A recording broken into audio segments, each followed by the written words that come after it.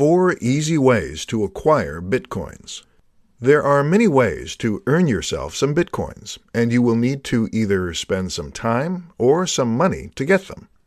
In today's presentation, I'm going to show you 4 ways you can easily acquire Bitcoins.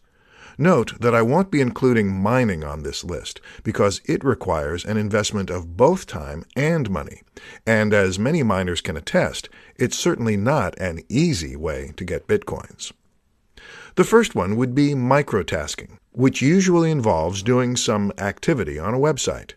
First, you sign up for the service, then you carry out the tasks they require you to do so you can get paid. Examples would be clicking or viewing ads, watching short videos, filling out surveys, downloading mobile apps, playing games, signing up for trial offers, spending a few seconds or minutes on the site itself, and so much more.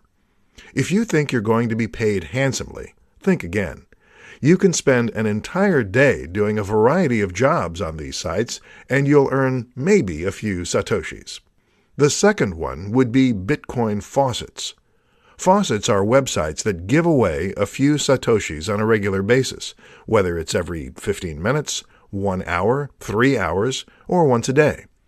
This is a very popular method of getting Bitcoins for free, because you do almost nothing in exchange for free Bitcoins. All you have to do is sign up to a credible website and wait for your free satoshis to fill up your account. The third one would be selling your skills and getting paid for them in Bitcoins. You can offer freelance writing, design, programming, social media services, and more in exchange for some Bitcoins. There are freelance platforms that support Bitcoin payments, so if you have the right skills, this could be a lucrative and relatively easy way to earn yourself some Bitcoins. The fourth one would be buying or trading for some Bitcoins. This means you'll be trading your real money, or fiat currency, for Bitcoins. Of course, this option is only easy if you have the money to spend.